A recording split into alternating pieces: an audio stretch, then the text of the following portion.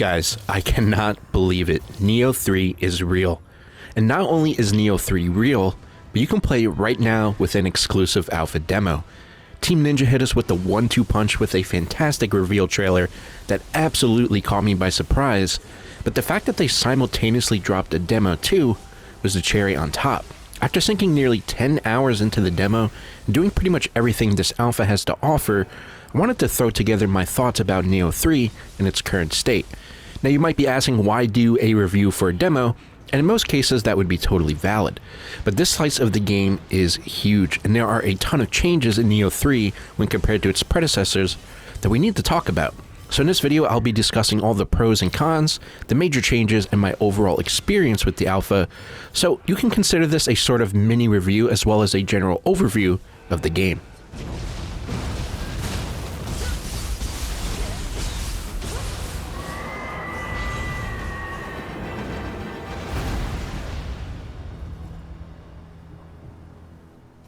Nioh 2 is one of my favorite games of all time, and in fact my 2025 review of Nioh 2 is one of the most watched videos on my channel, so I'll leave that for you guys in the description below if you haven't seen it. With that said, this is Nioh 3. This demo packs a lot into it, and it's only available for a limited time. Completing the demo will not only give you a great idea of how the game actually plays, but it will also reward you with bonus items in the full game. So after this review, be sure to download it and try it out for yourself. As always, if you're new to the channel, thanks for checking out the video, and if you're already subscribed, welcome back. Let's dive into Nioh 3.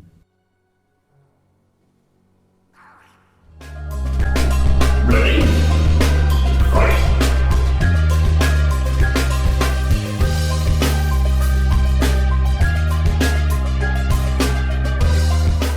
So first off, let's talk about Nioh 3's biggest change, and that is its open world. Following in the footsteps of Team Ninja's last big game, Rise of the Ronin, Nioh 3 features an open world, or at the very least, large open zones to explore, which is a first for the series. So instead of having traditional linear levels like the previous games, this time around you'll be exploring these huge open areas. Based on the demo, we can take a guess at how open Nioh 3 might actually be.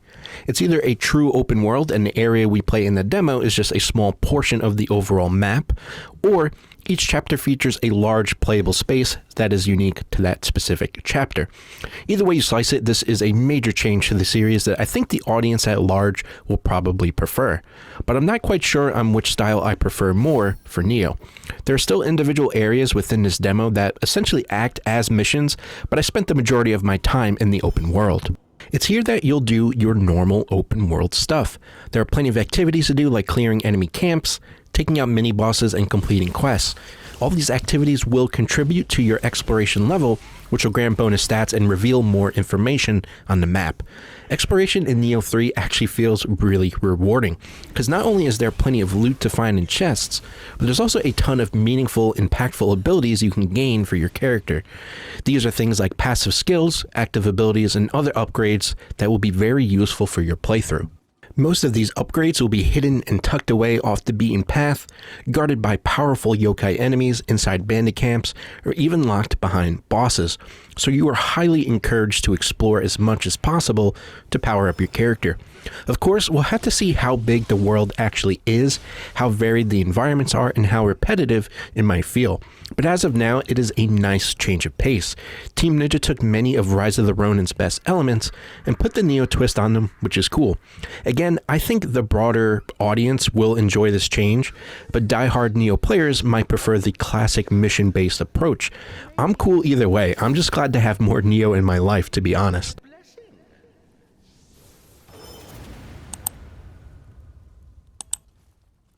However, there is a downside to Nioh 3 being open world, and that is the graphics and visuals.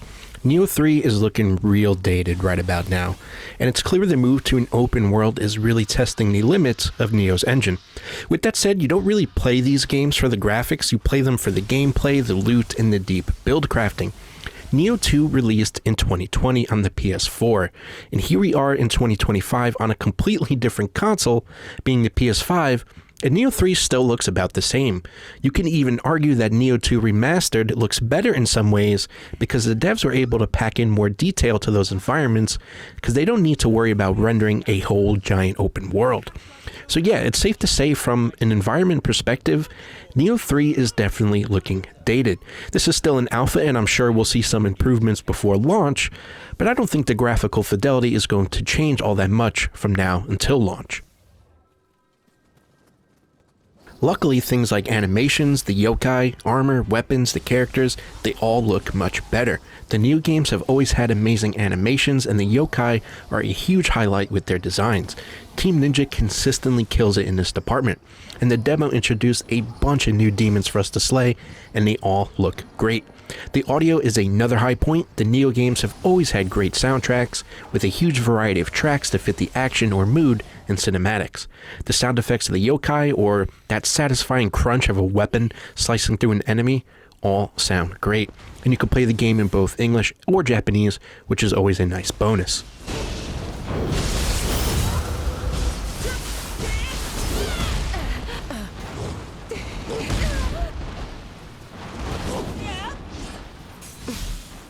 Performance was okay, it runs mostly solid, but the jump to an open world definitely had an impact on the frame rate. If you go play Nioh 2 right now, that game is a perfect 60 FPS at all times, and the game can even run up to 120 FPS as well. But Nioh 3 isn't launching until early 2026, so there's plenty of time to improve the performance. It's not bad, in fact I would say it's running pretty well for such an early version of the build, but I would like to see the game run as well as Nioh 2 does for the full release. So, we've talked about the open world, we've touched on the graphics, the audio, the overall performance, but what about the gameplay, the most important part of these games? How does Nioh 3 actually play, and what are the major differences from its predecessors?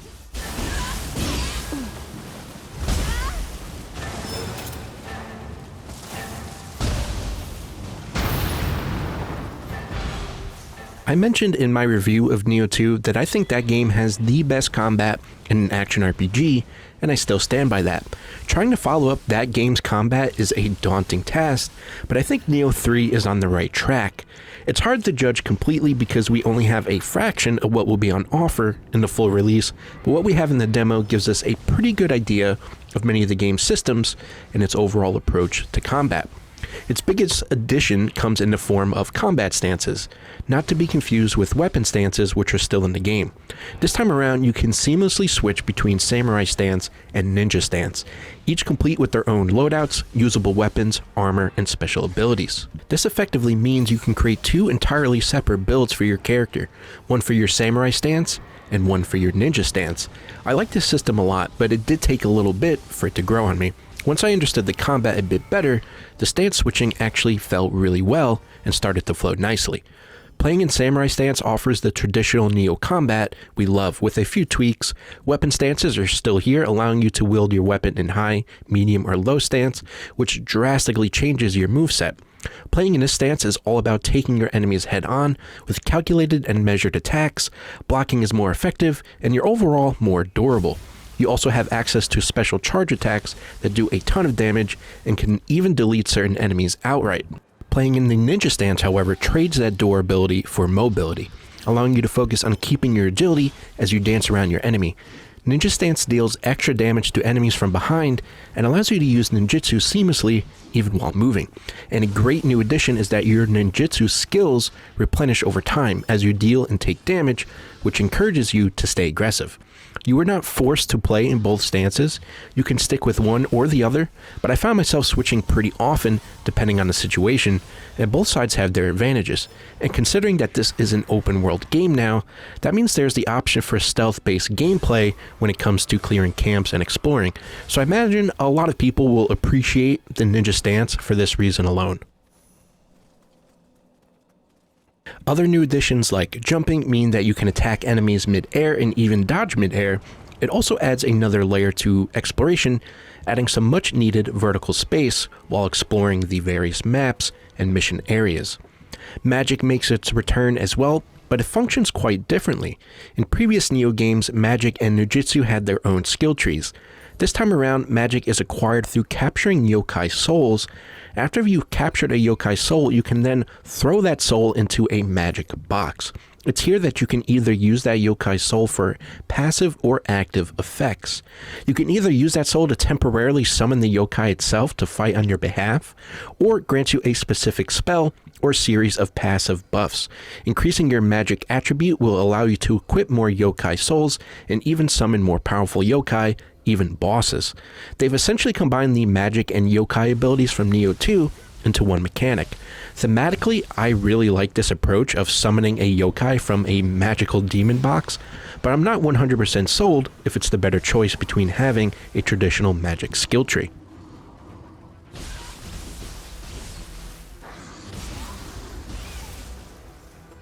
There's a lot of other little tweaks to the combat, but the only other system I want to touch on for this video is Living Artifact, which is Nioh 3's version of your ultimate mode.